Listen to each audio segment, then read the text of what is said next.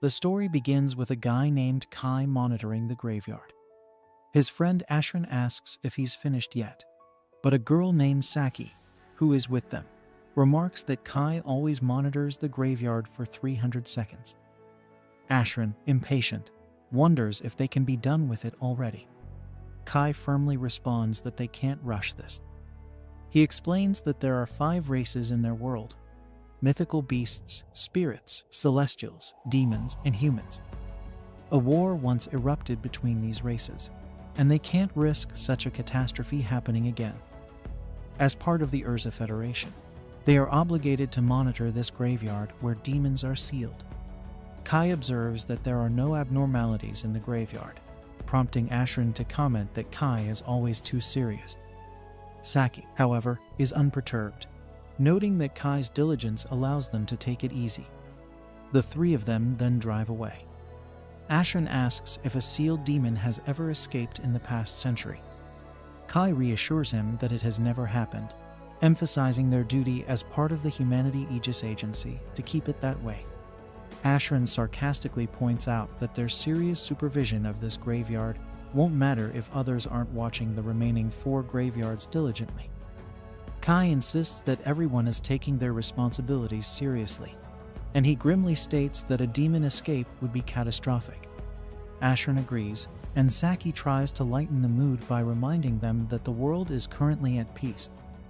Kai acknowledges this, but remains dedicated to maintaining that peace. The scene then shifts to the city of Vishal, where Kai and Ashran are training to fight a mythical beast using a machine doll shaped like a dragon. Despite the system warning Kai that he isn't strong enough to face the monster, he persists. His attack fails to harm the beast, and it nearly defeats him until Saki halts the training session just in time. She cautions Kai not to push himself too hard or risk injury. Kai argues that training without taking risks is pointless. Saki compliments him, suggesting that if he had been born during the Great War of the 5 Races, his name might have gone down in history like their hero. They both gaze at a portrait of Sid the Prophet. Kai humbly asserts that he isn't cut out for such greatness. Saki shudders at the thought of the heroes of the other races being around today, unable to imagine a human winning against them. Kai reassures her that they have nothing to fear, as Sid the Prophet defeats all 4 heroes with the shining sword given to him by the prophetic god, Arsla Salaka. Saki expresses skepticism about the legend of Sid the Prophet, noting the lack of photos or videos compared to the heroes of the other races. Kai muses that it would indeed be great if someone like Sid existed.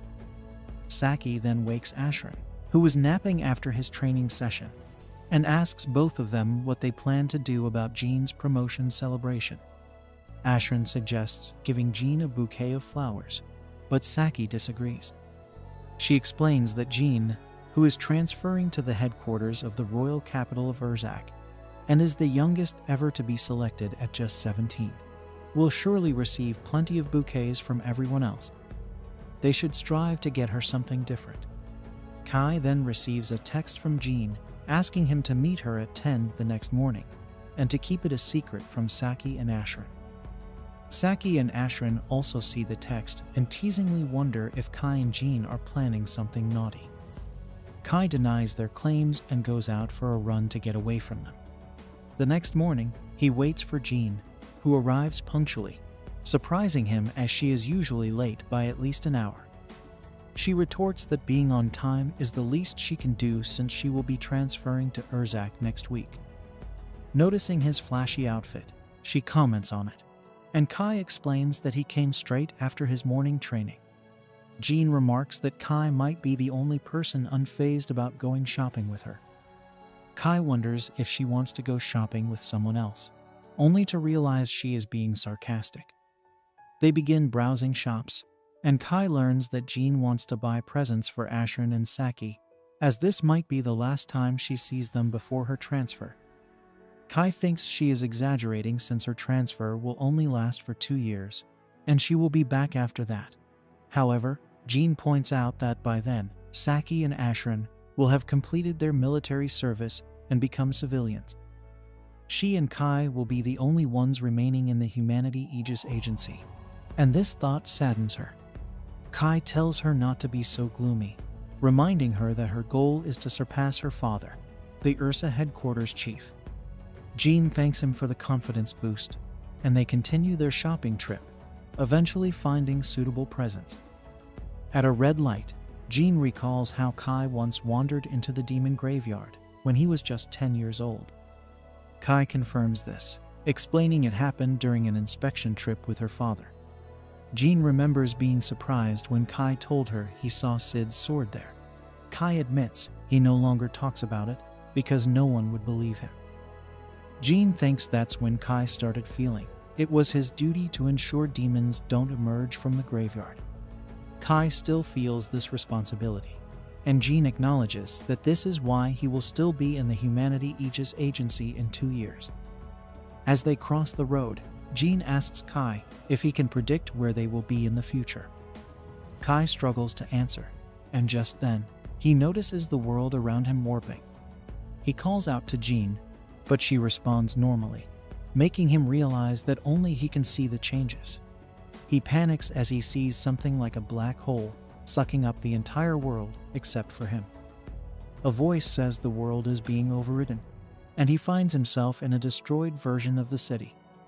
Confused, he encounters a demon. The demon attacks him with magic, but he blocks it using his weapon case. He manages to grab his gun sword and counters the demon's attack with modified elven bullets, explaining they were created using elven magic. The demon then attacks with a fire spell, but Kai dodges and takes it out with another bullet at close range, a modified Drake bullet that produces mythical beast breath. Kai realizes this is his first time fighting a demon and is relieved he can move as well as he does in training, confident he can handle demons. Another demon arrives, astonished that a human defeated a demon. Kai notices this demon is adept at speaking the human language. The demon explains that it's more effective to command their slaves using their own language. Kai is confused by this, and just as the demon tries to attack, Saki uses a flash bomb, and she and Ashran drive away after rescuing Kai. Saki reports the incident to her superiors and asks Kai where he is from. Kai is shocked to see her and notices she knows his name, but she doesn't remember him. He tries to jog her memory, but it doesn't work. He also realizes Ashran doesn't remember him. They wonder if Kai is still rattled by the demon attack. Devastated, Kai tells them they were in the same unit in the Humanity Aegis Agency, but they don't know what that is. They inform him they are soldiers of the Resistance, and he is surprised to find out he has never heard of them. Saki elaborates that they are part of the human rebel army, which leaves Kai completely bewildered.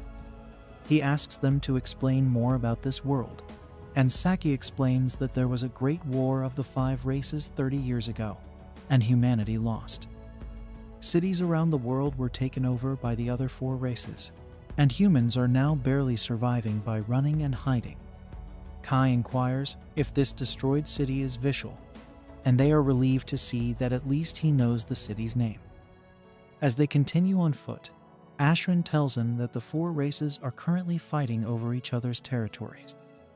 The Urza Federation was taken over by demons, forcing them to abandon their cities and flee.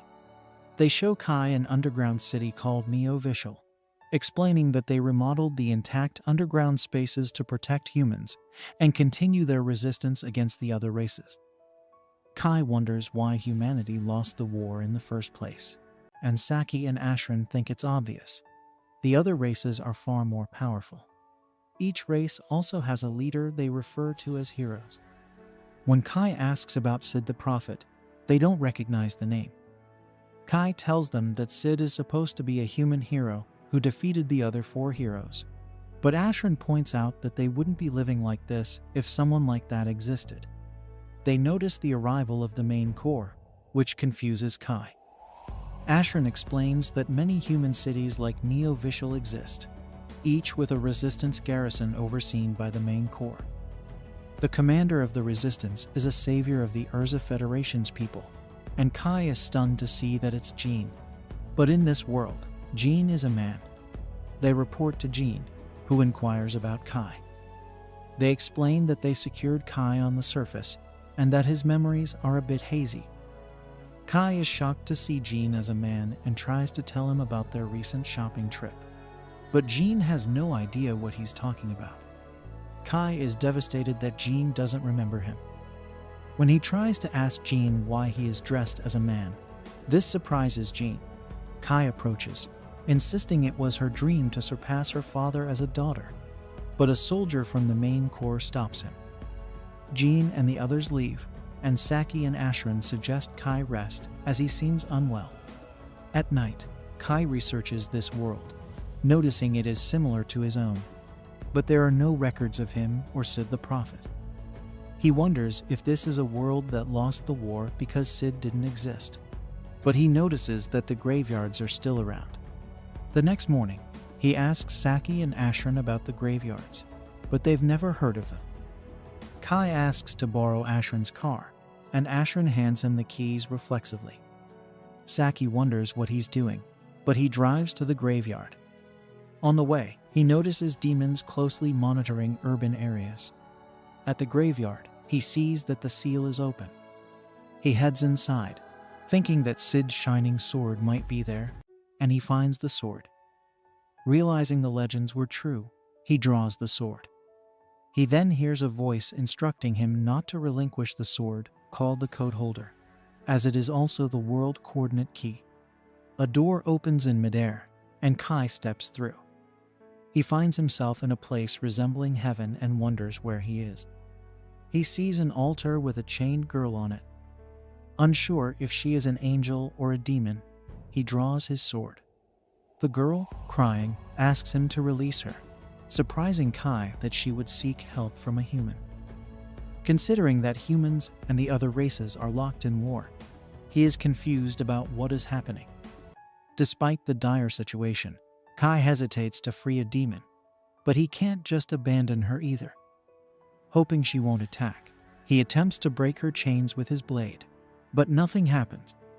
He then tries his rifle, but even a shot fails to cause any damage.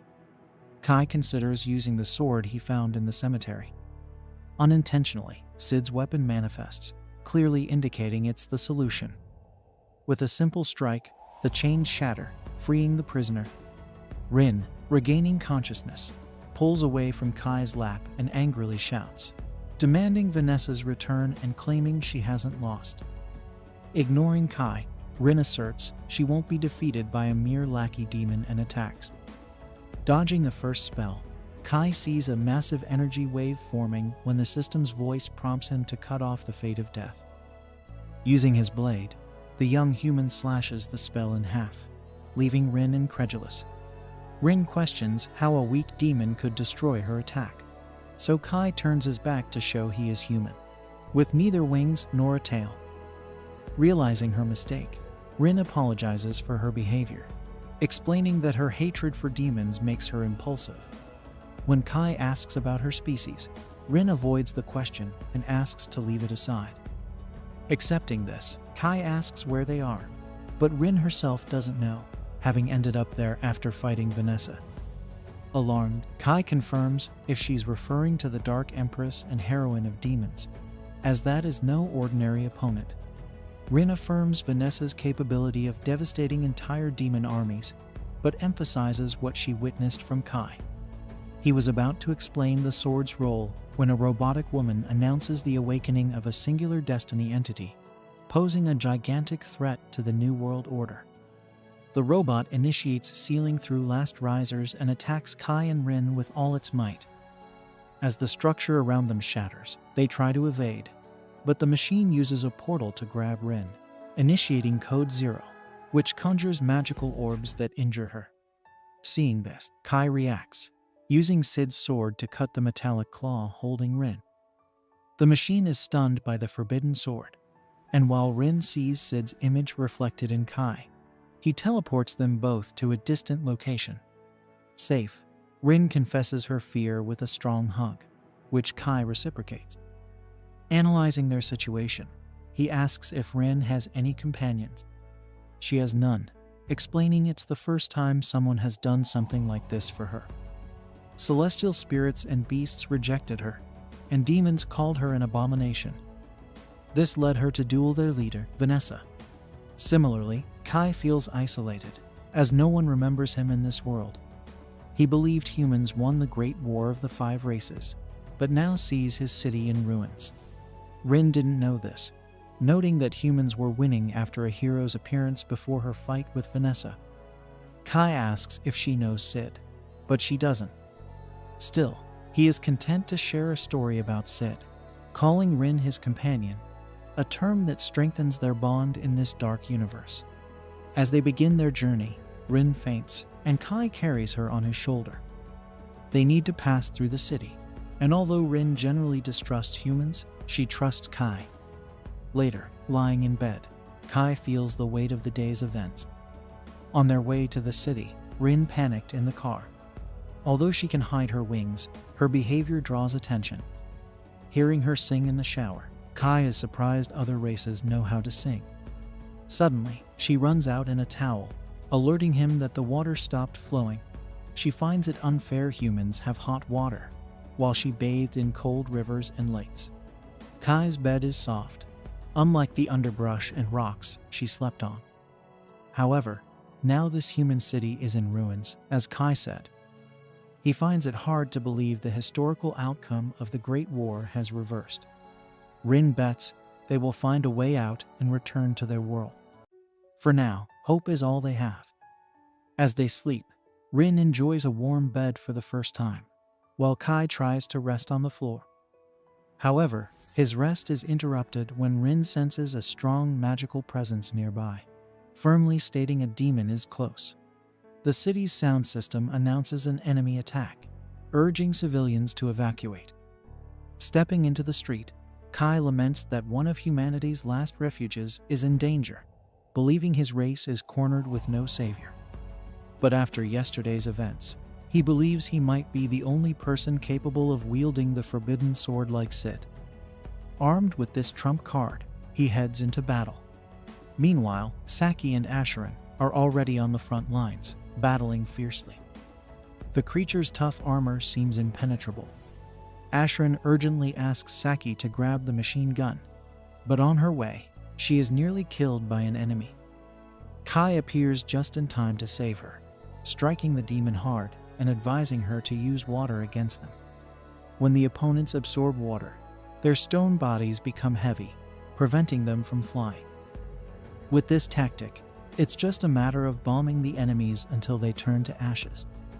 Rin seems about to meet her end, but Kai intervenes again, wielding Sid's sword to save her.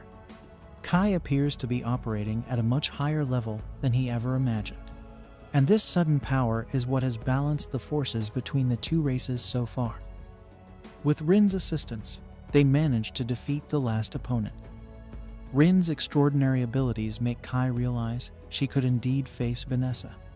Despite their victory, part of the city is devastated, with structures housing the population in flames.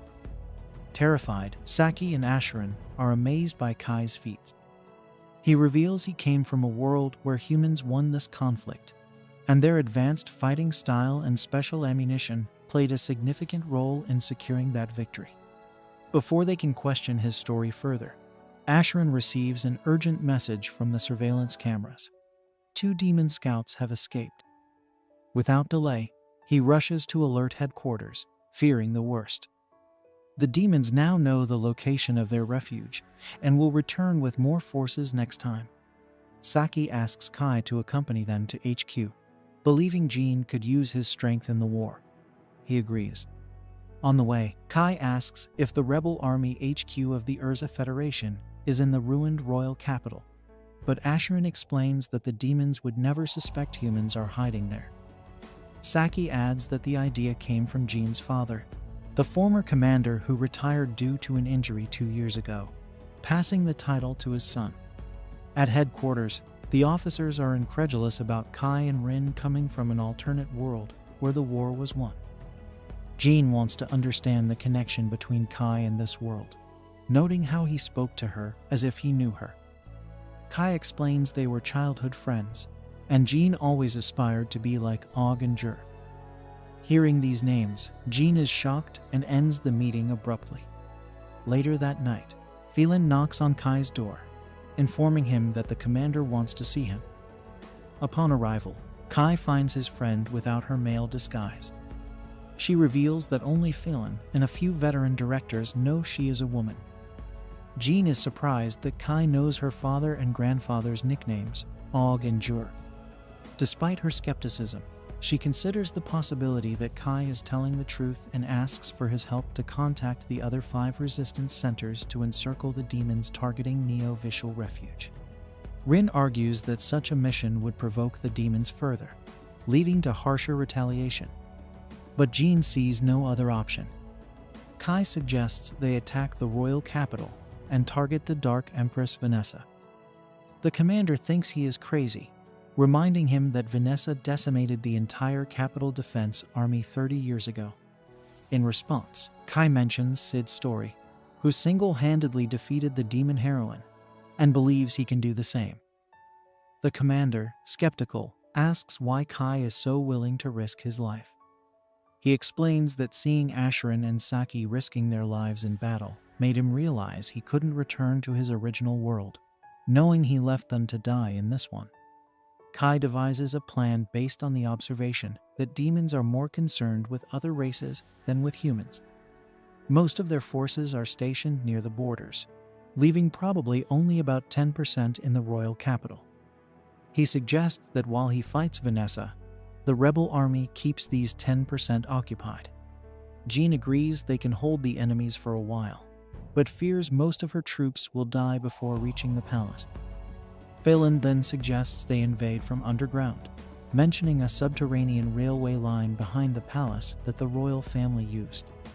Surprised, Jean asks why she wasn't informed about this before. Phelan explains that Jean's father didn't want her to risk herself, so he asked his subordinates to omit this strategy. With this new information, the commander announces a meeting to finally retake the Urza Federation. As the preparations for the attack near completion, Rin reflects on her deep-seated hatred for demons. She despises them for being deceitful spirits, bizarre mythical beasts, barbaric celestials, stubborn humans, and above all, weak. But most of all, she hates herself for being a mix of all these things. Despite this, she acknowledges that Kai has never feared her and has even embraced her, something she had never experienced before. She is accustomed to receiving only hatred. Because of this, Rin deeply wishes that this human does not die. As the battle vehicles depart, the rebel army of the Urza Federation heads toward the government palace through an underground passage to launch their offensive. While the main group keeps the demons occupied, Saki and her team must free the captives in the basement and take down Vanessa. At the top of the hierarchy, Jean gives the orders, and Saki sees in her leader the chance for victory to be real. Her only concern is that she will be in the group facing the demon heroine head-on. In a spontaneous outburst, she questions whether the 4 members in the armored vehicle will be able to complete such a difficult mission. Kai emphasizes that the priority is to reach Vanessa as quickly as possible and hold out until reinforcements arrive, not to storm the palace like Rambo and take out the enemy leader with a bow and arrow. Moreover, Kai has already demonstrated his strength in conflict and trusts only Saki and Asherin to accompany him on this mission. Saki doesn't seem any calmer hearing this, so Rin pats her head to try to make a difference. Surprised, Saki calms down. The entity points out that she is also powerful enough to face enemy forces, although Vanessa is a formidable opponent.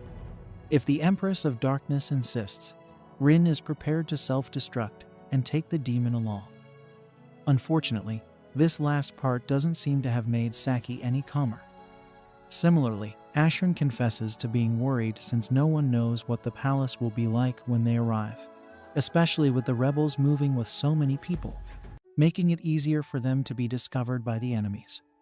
Regarding this, Kai reminds them that demons are sensitive to magic, and that humans do not possess magical power, which could camouflage the men until they reach the target location. Ashran calms down a bit at this information and adds that all the rebels will be remembered forever because of this mission, perhaps even well rewarded. Hearing this, Kai comments that this Ashran is stronger than the one from his original world, and Ashran questions if that is some kind of compliment. Soon, upon reaching the end of the underground passage, Jean gathers all the comrades of the rebel army and thanks them for the trust placed in their leader. The commander emphasizes the bravery and loyalty of these soldiers, who are humanity's last hope, and acknowledges that many must feel insecure with a little time for preparation for this attack. However, she reminds them that the Urza Federation's resistance has been forged through years of intense battles against the domination of demons, leaving each one of them with war scars. These scars are evidence that only seasoned soldiers are on this front line, and this hardened spirit is the key to freeing humans from the clutches of darkness. With that said, the soldiers raise their weapons and let out a battle cry. After blowing up the exit of the underground passage, they reach the surface and see the government palace surrounded by demonic forces. The first act of defense is to invoke a freezing spell, but Kai knows this ability and successfully dispels it. Then he shoots the demon and gets close enough to tear its skin with his sword. Finally, a shot explodes the enemy. As soon as the first demon is taken down, more emerge to protect the palace, so the jewel of the Urza Federation fires the lightning bullet to take down several at once. In disbelief at what he saw, Ashran questions if it was Kai responsible for this massacre. Kai explains that he used anti-group ammunition produced in his world. Then the mysterious stranger asks Rin to sense Vanessa's presence. As soon as the entity points to the possible location of the Empress of Darkness, Kai announces that he will start the search from the highest floor. To avoid attracting too much attention, Jean plans to invade the palace using the emergency stairs on the south side with her team, while Group 1 will stand guard at the entrance to prevent the demons from entering the building. Group 2 will be responsible for rescuing the prisoners in the basement. During the building invasion, Phelan finds it strange that Kai claims the lightning bullet is a projectile when he didn't even pull any trigger. But the matter dies without her being able to delve into this suspicion, as the objective demands all the combatants' attention. As they climb the stairs, Rin identifies an imp, a race of small demons that summon large-scale demons. Without delay, a huge creature appears on the staircase and grabs one of the rebels, but Phelan is faster and cuts the beast's fingers. After that, she orders everyone to continue climbing, while she holds off the demon. At the palace entrance, Group 1 shoots the attackers as best they can while Group 2 reaches the prisoners in the basement. The main team continues on their way with the commander in the lead until she is hit by an electric trap that makes all the soldiers apprehensive. However, when the smoke clears, Jean proceeds unharmed and asks everyone to calm down as she is protected by elven engineering while wearing the holy light suit. Beside the leader, a huge demon approaches, so she orders Kai and his unit to go after Vanessa while she fights the opponent with her men. Known as the Knight of the Holy Light, Jean brandishes her blade before the opponent. Further ahead, Kai's group dons armbands crafted from Rin's magic, which conceal their presence. As they continue on their way, they encounter a gigantic creature that makes Saki's rifle tremble. Rin tries to calm her companion's anxiety to prevent any noise. Protected by a barrier invisible to the demon, the humans breathe a sigh of relief as the beast passes without detecting the intruders. Everyone exhales in relief and heads to one of the palace rooms where the circuit breakers are located. Ashran declares that if Kai and Rin fail to defeat Vanessa, he and Saki will cut all the lights, ensuring everyone's escape. However, shortly after Kai and Rin continue their journey, the palace alarm is triggered despite Rin's barrier still functioning, leading Kai to suspect that the building's infrared sensors are still active. They pick up the pace, encountering a demon who expresses disgust at Rin's wings, calling them a chaotic and unpleasant sight. Taking advantage of the demon's tendency to talk, Kai asks if he is the one maintaining the surveillance system. but the monster never directly answers what the human wants to know. Instead, he provokes them by saying that Vanessa is pleased with this invasion and curious to know why the humans have decided to kill themselves. Not falling for the provocation, Kai tries to use the opportunity to ask if the demon can lead them to their heroine, but the monster doesn't want to miss the chance to have fun with the humans before him.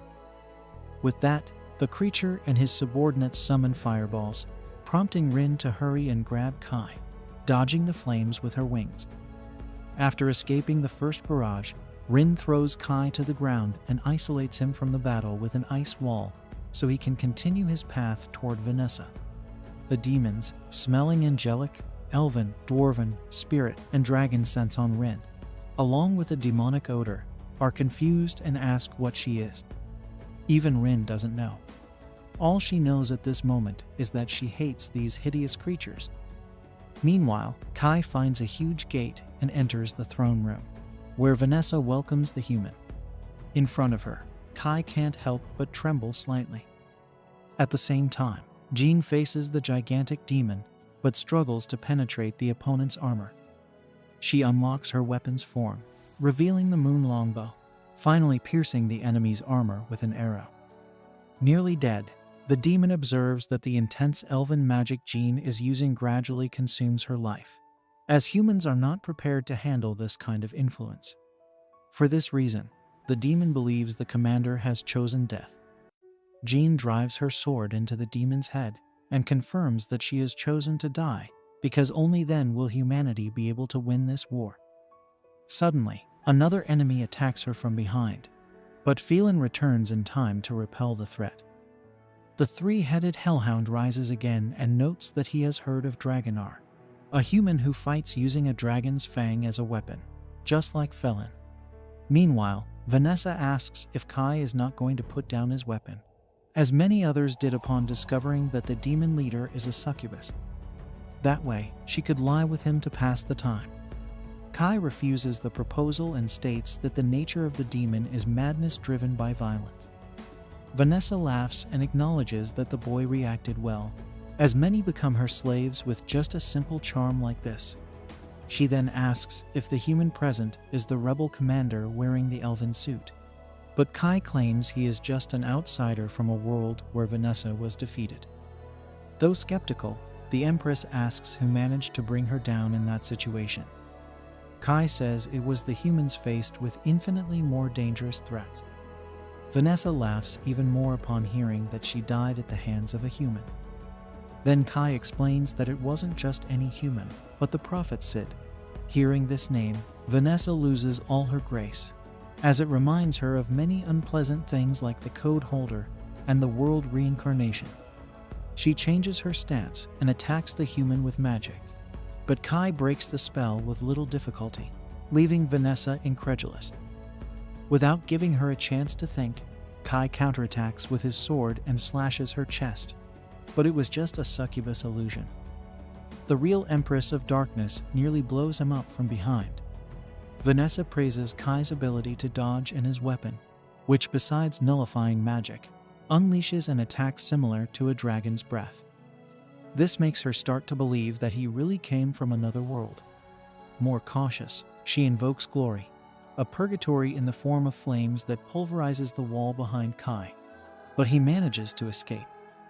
Irritated, she promises to end the fight by conjuring the chaos explosion, which shatters the entire building's floor in a devastating blast, shaking every part of the structure.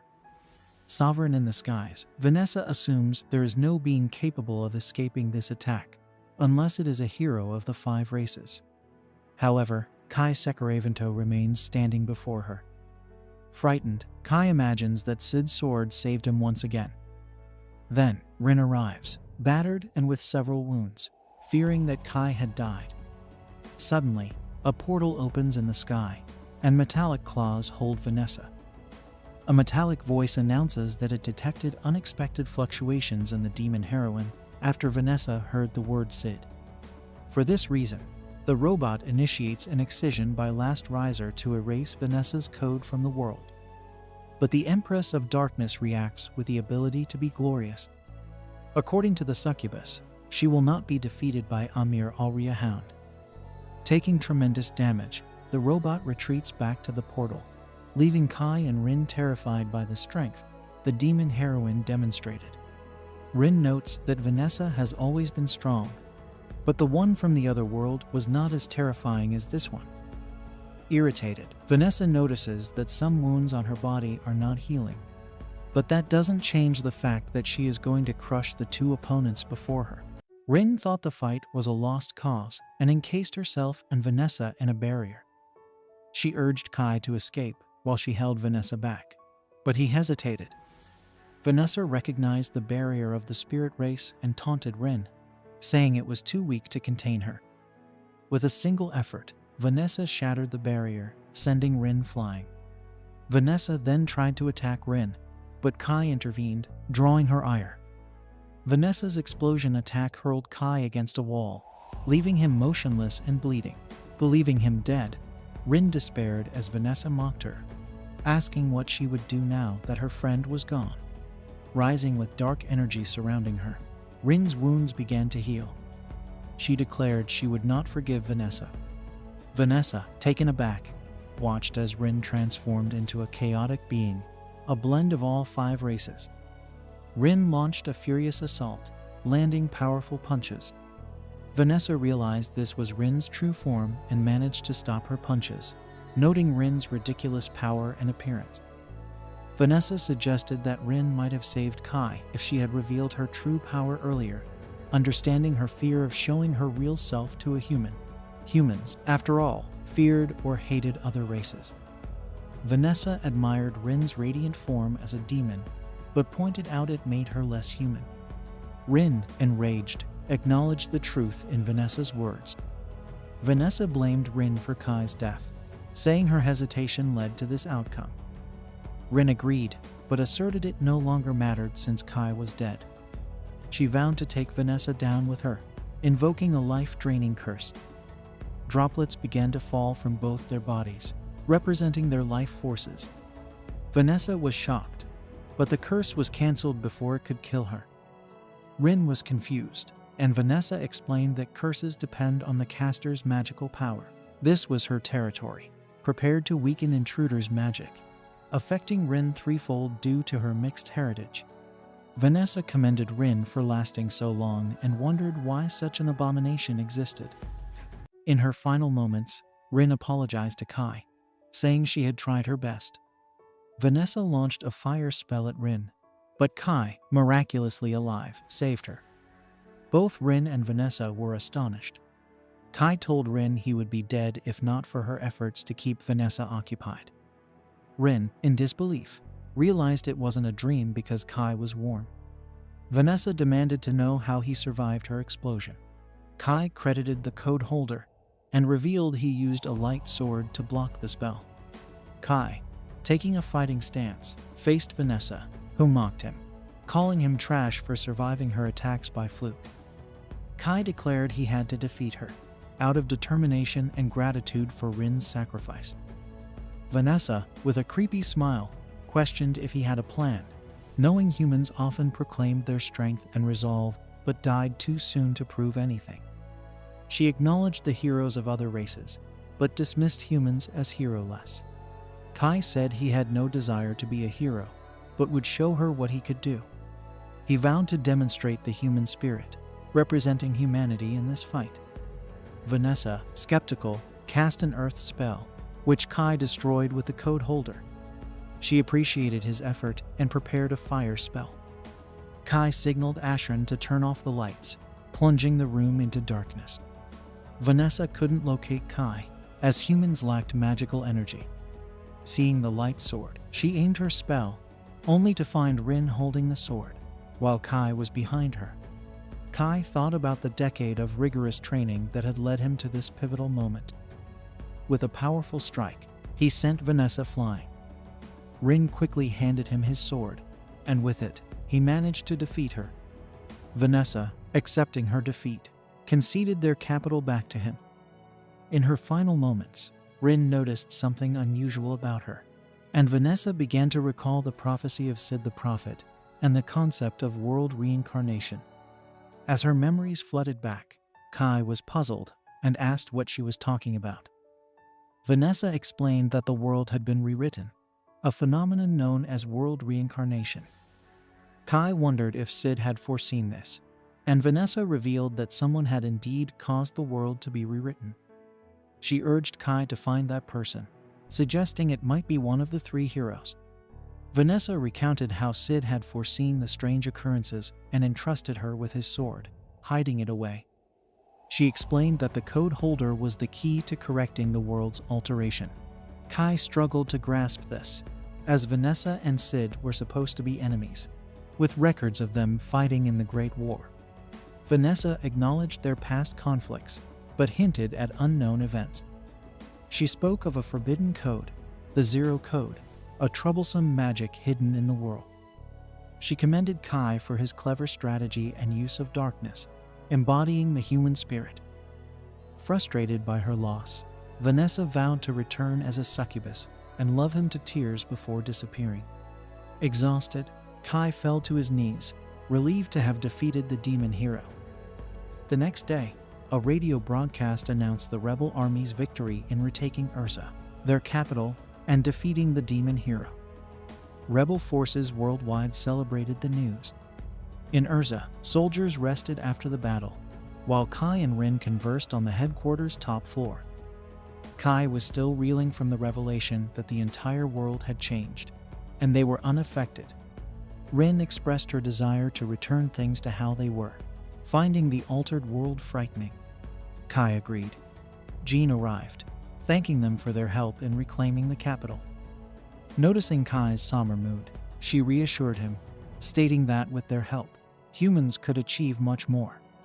She planned to rebuild the city even better than it was 30 years ago, delegating the reconstruction to executives who knew its prime. Rin asked if Jean would put down her sword now that the demons were gone. Jean revealed her plan to set sail and assist rebel groups in the Io Federation, Uluin Federation, and Schultz Federation, which were occupied by celestials, spirits, and mythical beasts, respectively. She aimed to unite the rebel forces for a large-scale operation.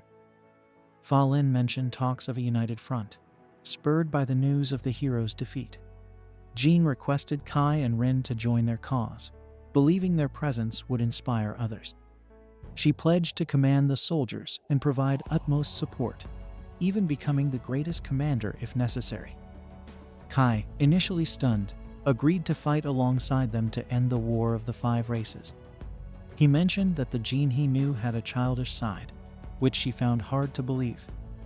Kai promised to share more about his world one day and agreed to accompany her on her journey, already planning to ask her to join them. Jean and Rin agreed to help end the war together. Jean addressed her soldiers, who were incredulous about recapturing the capital. She assured them it was real and prepared for the busy days ahead, planning a strategy meeting. Kai resolved to end the war and find the person behind the world's reincarnation, determined to restore things to how they were. Rin, seeing a shadow of Sid in him, agreed. Rin dreams of the time she was fleeing from the monster we saw earlier, and we see that Sid was helping her back then, telling her something important. She then wakes up, finding herself in a car on the way to the Io Federation. Ashrin can't believe they're already on another mission after just defeating the demons. Saki explains that they can't rest because other countries are urgently requesting assistance. She mentions that Jean is their last hope, and she prays the capital will be rebuilt by the time they return. Ashrin expresses concern that the demons might recapture the capital, and Kai recalls that after the battle, when they were cleaning up, Rin detected the scent of demons. They followed the smell but found nothing in the area. Rin quickly realized it was a trap, but before they could escape, they were caught in a barrier.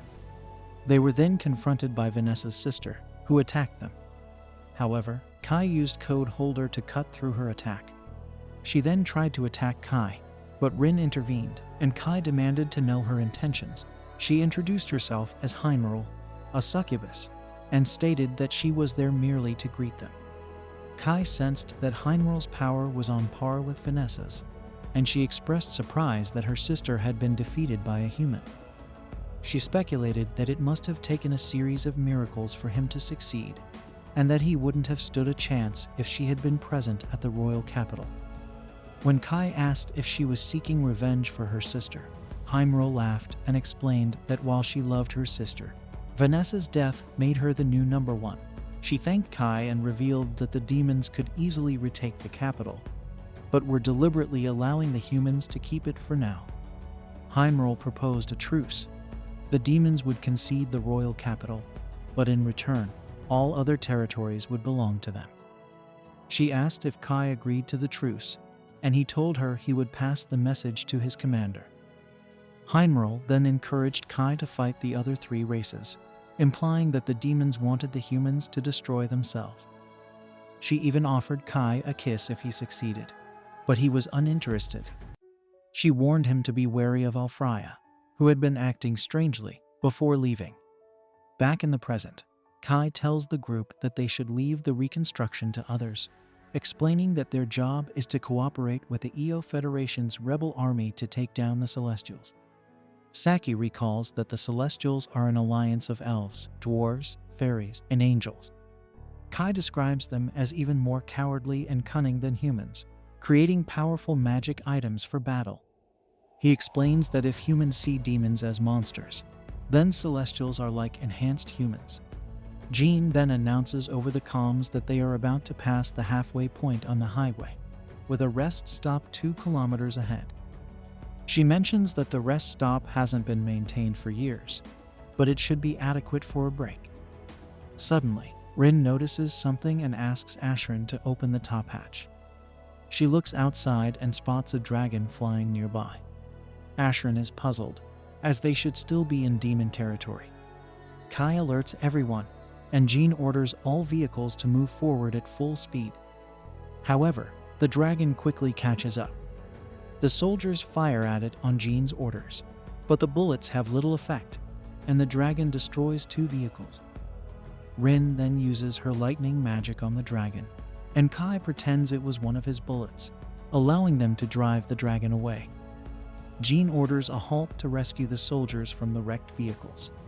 The scene shifts to the soldiers at camp, where the injured receive treatment.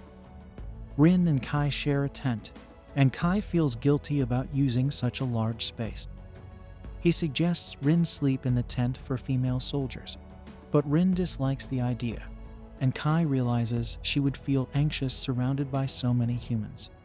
Rin then informs Kai that Jean is approaching, and Jean enters the tent with Phelan. Kai is surprised when Jean explains that this tent is for commanding officers, and that she and Phelan are here as her bodyguards. Phelan then asks to speak with Kai privately outside.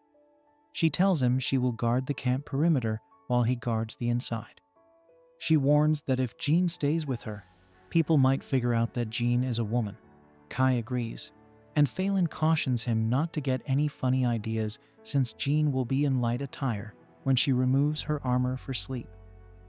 Kai reassures her and promises to take care of Jean. Returning to the tent, Kai sees Rin giving Jean a massage, which Jean enjoys so much that she promises to return the favor later. Kai muses that it must be tough pretending to be a man, and Jean jokes that he'll only understand how tough it is when he has to pretend to be a woman. By the way, who is your favorite character so far? Let me know in the comments below. Kai then talks to Jean about the dragon they encountered, expressing his surprise at seeing such a beast in the Urza Federation. Jean speculates that it might have been scouting the area after Vanessa's defeat, and reassures him that the capital is well defended. She then shifts the topic, telling Kai that she tosses and turns in her sleep and apologizing in advance if she kicks him during the night. Later, we see the 3 of them asleep in the tent, with Kai unable to rest as the 2 girls cling to him in their sleep. The next day, as they continue their journey, Ashrin notices Kai's exhaustion and assumes it's because he was Jean's bodyguard. Kai is too tired to correct his misunderstanding. Rin notices the Great Border Wall, and Ashrin informs them they'll soon enter the EO Federation. Beyond the wall lies their destination, Cassiopeia, the 8th city near the Federation's capital, where the rebel army is based. As they approach, Saki is eager to fight any celestial they encounter. But Kai warns her to be careful, as celestials closely resemble humans. Jean then orders a halt, and they continue on foot. Rina eats some fruit along the way, but Kai points out they're poisoned, which surprises Rina, as she's had them before in the Elven Forest. Fa Lin explains that the celestial invasion buried the human city with the Elven Forest. At the rebel army headquarters, they're greeted with cheers. Seth, the advisor, welcomes them and recognizes Fa Lin, noting how long they've survived in this desolate world. Jean requests an immediate meeting with their commander, Dante Gelfa Ligeri, a descendant of the EO Federation's royal family. He's known for being envious, suspicious, and obsessive. Fa Lin warns Jean that Dante may view her as a threat, but Seth reassures her that the soldiers appreciate her. They meet Kubari, the assistant commander, who manages communication with Dante. Rin senses something off about Kubari, but keeps it to herself. When they meet Dante, he questions Jean's late arrival, dismissing her explanation about their encounter with a dragon.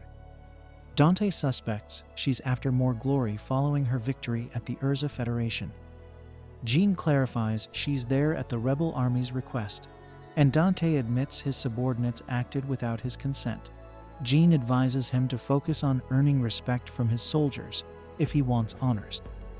Dante is taken aback by her words.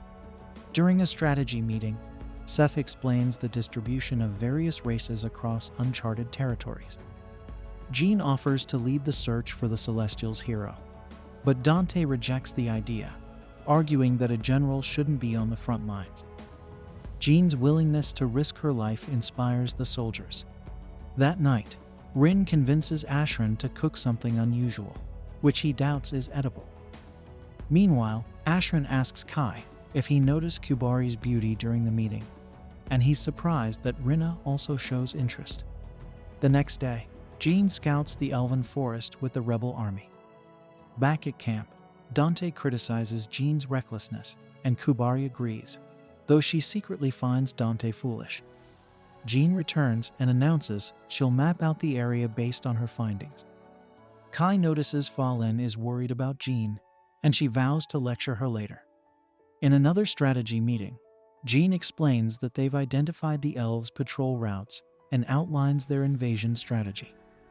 The soldiers eagerly cooperate. Afterward, Rin asks Kai when they'll fight the angels and elves.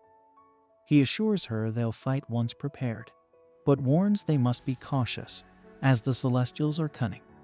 Rin then notices Kubari and Dante are absent, and Kai suspects they're uninterested in field command. Meanwhile, Dante, jealous of Jean's success, plots to achieve something greater. He decides to personally lead a mission to capture elves and angels, despite Sephin's concerns about the plan's feasibility. Dante orders Sephin to keep this mission secret from the Urza rebel army. Back at the Urza camp, Rin shares her suspicion that Kubari might not be human. Elsewhere, a rebel army lies defeated beneath a hovering castle. Alfraya informs the dwarves and elves that the angels are severing ties with them, leaving them shocked and wary of the unknown monster behind him, which Alfraya does not explain. Thanks for watching my recap. What do you think will happen next? Don't forget to like, share, and subscribe for the latest anime recap updates.